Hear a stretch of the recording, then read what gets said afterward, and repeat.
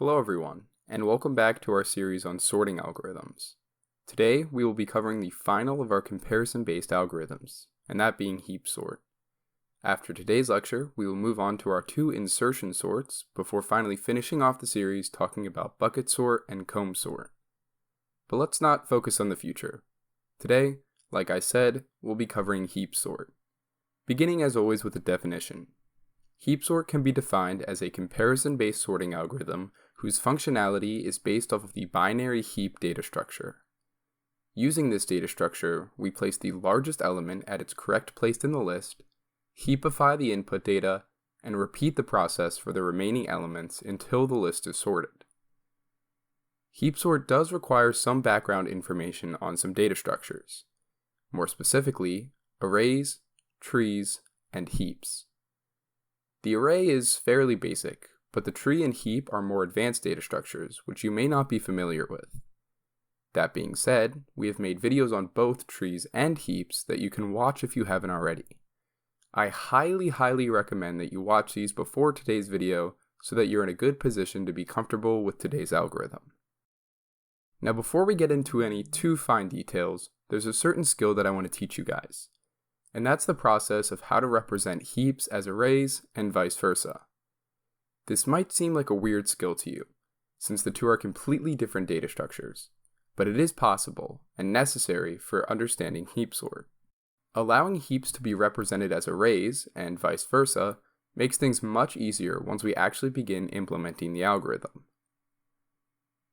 So, taking a look at an example heap really quickly, along with an empty array, you might be wondering, how the heck do we represent this heap as an array? And the answer is much simpler than you might think. Put simply, you read the heap from left to right, top to bottom, similar to how you'd read a book, and you assign each node in the heap an index position. So, for example, in this heap, the root node would be given the 0th index. Then, the left child of the root node would be given the first index, and the right child of the root node would be given the second index. This pattern continues throughout the entire heap. Once that is done, we have officially represented the heap in such a way that its data can be stored in an array. You can see that each index location corresponds to each node in the heap. We can even go back the other way. Take the array on your screen now. We can represent the information in this array as a heap by simply going through the list and filling in the information in the form of nodes. Remember, each node in a binary heap can have at most 2 children, so it's pretty simple to understand which element corresponds to which node.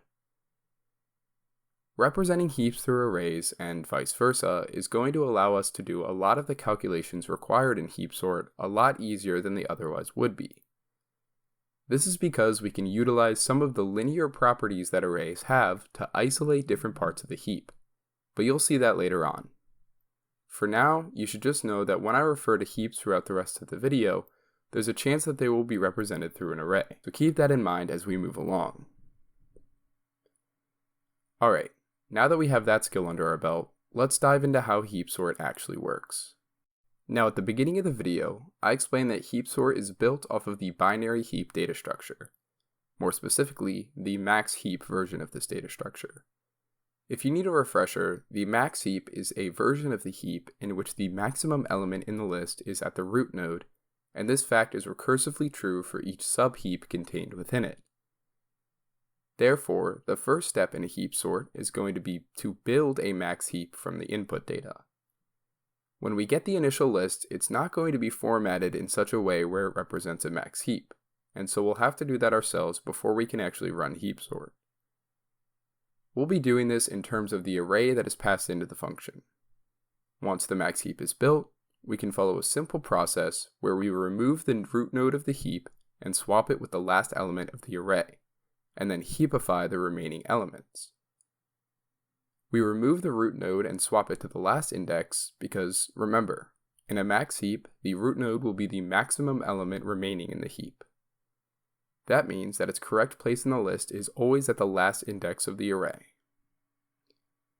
Additionally, you might remember, or know from our video on heaps, that heapify is a function which recursively reorders the heap so that it maintains the correct properties of a max heap. Following these two steps, we can simply repeat this process of removing the maximum element from the list and heapifying the remaining heap until the heap has one element left, in which case the list will be sorted. It's really that simple. Of course, knowing how the algorithm works conceptually is cool, but to really understand the algorithm, we need to go over the code.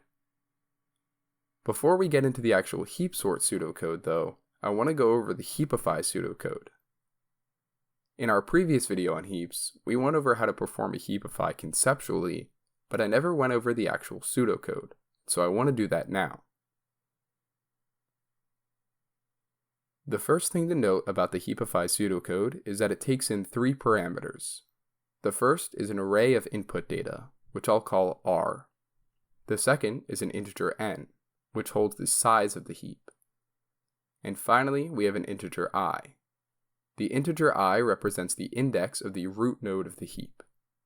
The array, in this case, is going to double as our heap too, so keep that in mind. Our first task is going to be to store the index locations of the root node and its two children in the heap. We can do this pretty easily by setting largest index equal to I, left index equal to 2 times I plus 1, and right index equal to 2 times I plus 2. The way that this math works out has to do with how the heap is represented in the array. One of the main advantages of storing the heap in an array is that we're able to mathematically calculate these index positions like so. After these instructions, we will have the index locations of the root node and its two children. We're calling the index location of the root node largest index because, as far as we know, this is the index location of the largest element in this 3-element subheap that we know of. The rest of the pseudocode will be responsible for seeing if that statement is true and swapping any values if it's not. The next thing we have to do is determine if we need to swap any of the children nodes with the root node. So starting with the left node, if the left index is less than the size of the heap, meaning that it's not an out-of-bounds index according to the array, and the element at the left index is greater than the element at the largest index, then we know that we need to swap the two elements to maintain the max heap. So, we set the largest index equal to the left index. This will be used later on to confirm that one of our children nodes had a greater value than the root node. This same process is repeated for the right child as well. If the right index is less than the size of the heap n, and the element at the right index is greater than the element at the largest index, then we set largest index equal to right index. After these two if statements have concluded, we will have the index location of the largest element amongst the three stored in largest index. Now, we need to go about swapping the elements if need be. So, if largest index is not equal to I, that means that the index that we initially passed in was not the location of the largest element amongst the three.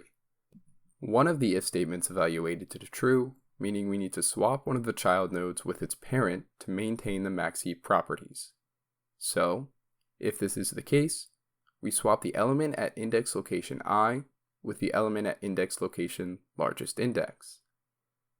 Then, our final step is to heapify the subheap that was rooted at the largest index.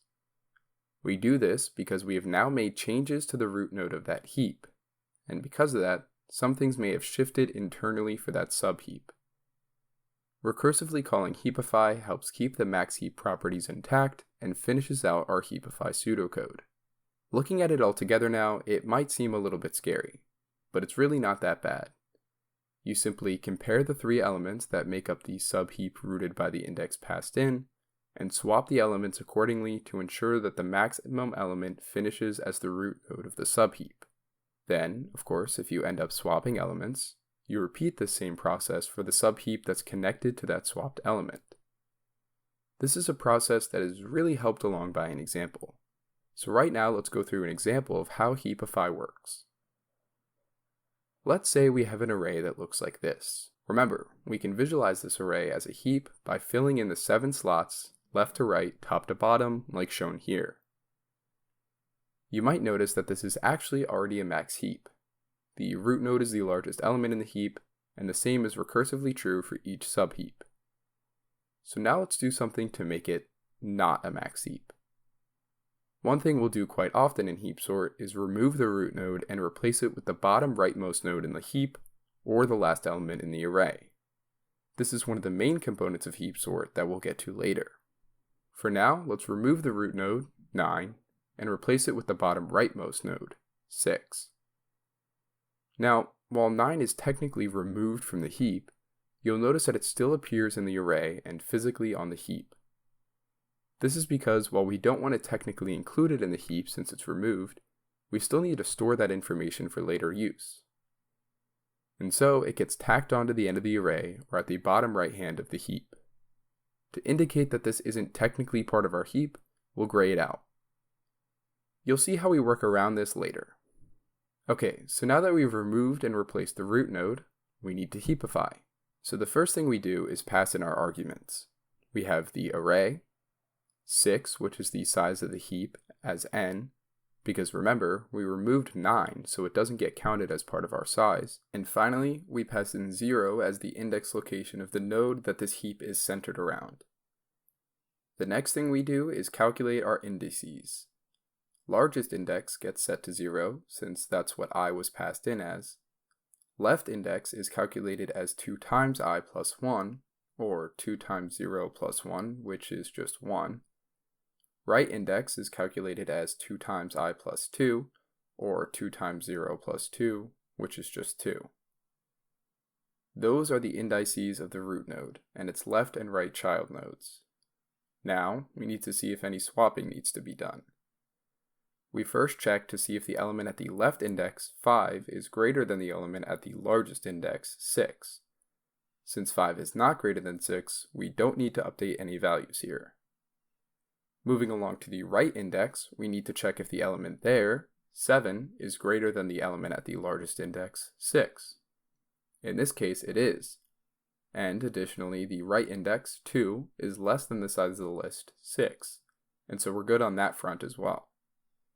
What this means is that we set the largest index equal to the right index. So now, the largest index is 2, indicating that out of the 3 nodes that we tested, the element at index location 2 contains the largest integer. Now we test to see if the largest index is still equal to I, the index location that we passed in. Since it is not, this indicates that there's been some change to the largest index, and so we need to swap values. And that's exactly what we do. We swap the element at index location I with the element at the largest index. This swaps 6 and 7 in our array, which updates it on the heap as well. We're actually not done here. We now need to perform a heapify on the subheap, which is rooted by the 6th node. The reason that we're doing this is because we've now just moved things around in regards to the subheap.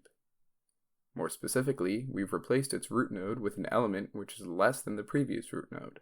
This could change things in terms of which node should now head this subheap, and so we need to perform a heapify on it just to make sure. So, we start by clearing out all of the variables from the previous heapify and get ready for the next one. Passed into this heapify are going to be the array, which we got from the initial heapify call, the integer n representing the size of the heap 6, and finally the index location of the node which centers this subheap, which in this case is 2. We now start the Heapify process over by calculating largest index, left index, and right index. Largest index is going to just be I, which is 2. Left index is calculated as 2 times I plus 1, or 2 times 2 plus 1, which is just 5. Right index is calculated as 2 times I plus 2, or 2 times 2 plus 2, which is just 6. If you look, these are the indices which correspond to the 6th node and the children of the 6th node. Now, we just go through our if statements. The element at the left index, 1, is not greater than the element at the largest index, 6, and so we're good there. The right side of the subheap causes some problems though. The element at the right index, 9, is greater than the element at the largest index, 6. So, should we update largest index to be equal to 6, since that's the index location of the largest element in our subheap? Well, actually, no, because of the first part of our if statement. If you remember back, the right index must be less than the size of the heap. 6 is not less than 6, it's equal to 6, and so this evaluates to false. Remember, this 9 isn't technically part of the heap. It's just there because we need a place to store that 9 until we need it later. Checking against the size of the list is what helps us disregard any index locations that store information that aren't technically part of the heap. And technically, since 9 isn't part of the heap, we don't need to account for it when checking for the largest element. Therefore, 6 is still slated to be the root node of this subheap, and we have completed the Heapify. Just like that, we have heapified this heap and restored it to max heap status. In the future, we won't be going through this painstaking process of calculating the left and right indexes and comparing values. We'll simply just look at the 3 elements and promote the largest one to be the root node, since now we understand the underlying process behind it. Hopefully Heapify is a much less scary process for you, and we can move on to HeapSort without any gaps in knowledge. Beginning now with HeapSort Pseudocode. As always, when calling any algorithm, we need to pass in arguments. For HeapSort, we only have 2 arguments, and that's the array that is being sorted, or R, and the size of the array, which I'll call N. Remember, the array will double as the heap once we get it set up. Speaking of setting up the heap, that's the first thing we have to do in our code. We have to take the initial raw data that's currently stored in the array and mold it into an array which represents a max heap. Otherwise, we won't be able to use HeapSort. We do this through a set of heapifications, which will put the data in max heap form. To understand which subheaps we need to heapify, let's pull up an example heap and an array version of that heap. This is an unfiltered, unmodified array, so it's not in max heap form just yet. This is the kind of data that we'll have at the beginning of HeapSort. What we need to do now is perform a heapify on every subheap possible. A subheap must follow all of the rules of a normal heap, meaning it has to have 2 children nodes. As you can see, this means we need to perform a heapify on each of these following subheaps, from the bottom up. We work from the bottom up to the top because a precondition of heapification is that all subheaps are already heapified. Starting from the top doesn't allow this to be true, and so we start from the bottom. Also, the leaf nodes do not need to be heapified since they're not technically binary heaps. Now I want you to notice while looking at this photo is that we need to perform a heapify on every subheap starting from the first index before the middle index of the array. All of the subheaps which we need to heapify are contained before the middle index of the array. So, therefore, going into our pseudocode, if we run a for loop which starts from n, the size of the list, divided by 2 minus 1, and goes to 0, we will pass over every node which needs to have a heapify performed on it. And that is how we create the max heap from the raw input data. This for loop will go over every subheap in the main heap and perform a heapify on it. After this for loop has run its course, the data will be ready for us to perform HeapSort on. Now the way we actually perform HeapSort is by running another for loop which starts from the size of the list minus 1 and runs until I is greater than 0, decrementing I each time.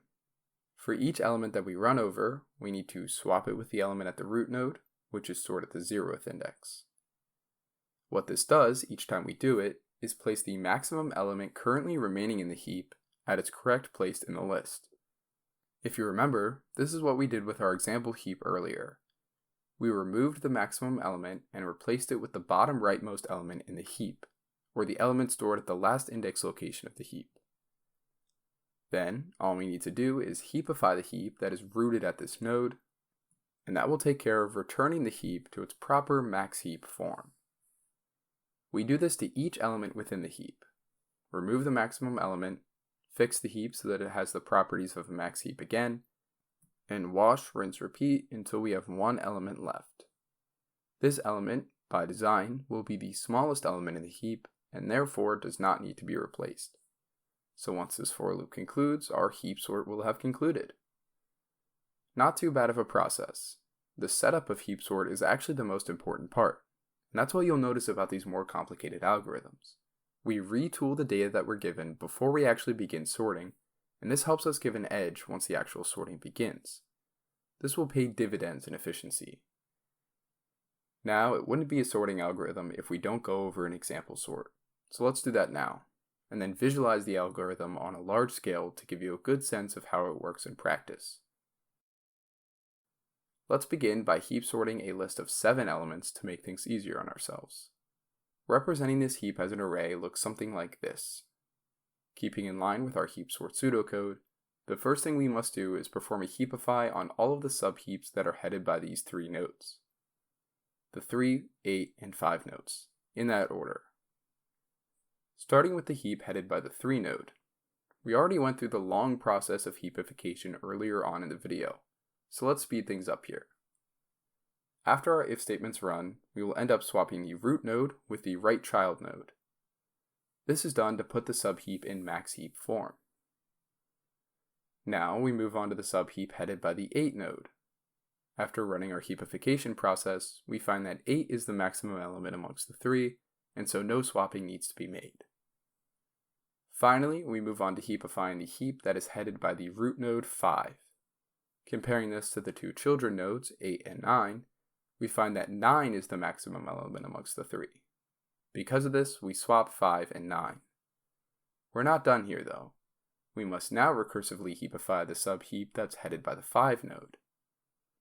Doing this, however, as you'll notice, produces no change, since 5 is the greatest element amongst the 3 nodes in that subheap. We have now officially built our max heap. You'll notice 9 is the greatest element in the heap, and this is recursively true for each subheap. We can now begin the process of heap sort. So we start from the last index and begin swapping elements. We remove and replace the root node, meaning we swap 3 with 9. 9 is now in its rightful place in the heap and actually removed from the equation, so it'll be grayed out. Now we need to heapify. Starting with the heap rooted by the 3 node, we compare it to its 2 children and swap it with 8, since that's the maximum value amongst the 3. We then need to heapify the subheap that's headed by the 3 node. Since 7 is the maximum value in that subheap, we swap 7 and 3 to complete the heapification. Continuing on, we next remove the 8 node by swapping it with the 4 node. Beginning with heapifying the heap that is rooted by the 4 node, we can see that we need to swap it with the 7 node to maintain max heap properties. Then, looking at the subheap that is now headed by the 4 node, we can see that we need to swap it with the 6 node. Heapification done. Continuing on, we need to remove the 7 node by replacing it with the 4 node. You can see the sorted list is starting to take shape on the right there.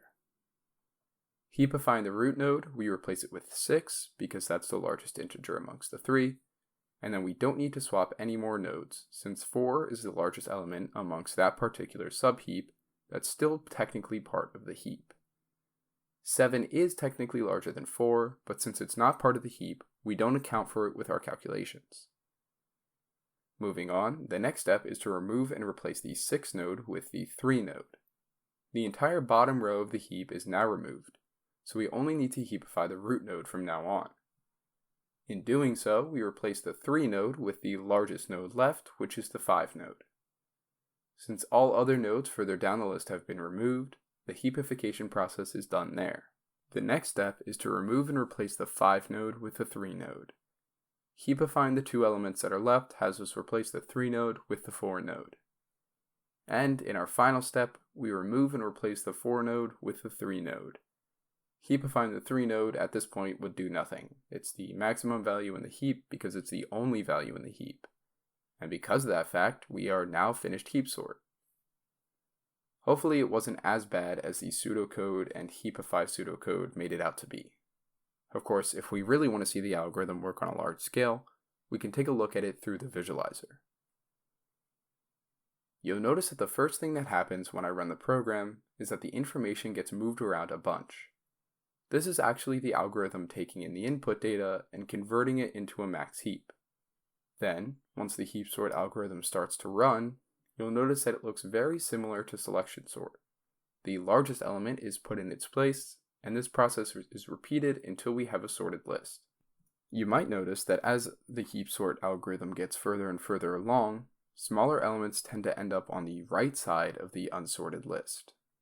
This is simply because of the way that the algorithm works. Smaller elements will tend to end up on the right side of the unsorted heap. Neat. Now that we know how the algorithm actually works in practice, as well as how it looks visually on a large scale, let's go over the time complexity equations. The best, average, and worst case scenario time complexity equation for HeapSort is O n log n. This is derived from the actual creation of the heap, which can be done as O of n, and the actual running of HeapSort, which is O log n. Combining these two gives you O n log n. The equation doesn't differ amongst the different case scenarios since we follow the same process no matter what state the data is in. In addition to this, HeapSort has a worst case scenario space complexity of O of 1. This is because we don't allocate any extraneous memory when performing the sort. This is the benefit of having the algorithm work in place. Having the array double as a heap means we don't need to use any extra data structure to store temporary information. We're able to sort a list fairly efficiently without having to use any extra memory. Now, moving on to common implementations of HeapSort. HeapSort is not used too much practically, and is often being swapped out for quicksort or merge sort. It does provide some advantages, however, having a better worst case scenario time complexity equation than quicksort, while also providing O of 1 space complexity, which is something that merge sort does not do. The cases in which this is useful, however, are slim. While they do exist, HeapSort is often overlooked, but that's not to say it's unimportant. The heap is a common data structure with many uses, and the algorithm can be implemented in most scenarios in which you might need a reliable, fast, and space-efficient algorithm. With that being said, we have concluded our discussion on HeapSort. To review, it can be defined as a comparison-based sorting algorithm based on the binary heap data structure. It works by removing the largest element in the list, heapifying the input data, and repeating the list until it is sorted. Next time, we'll take a small step back and talk about a fairly easy sorting algorithm known as insertion sort, before we move on to our final algorithms before wrapping up the series. Also, me and Sean are now both home from college and finished up our finals, so expect a dramatic increase in video production as we ramp things up for the summer. With all those things being said, thank you so much for watching.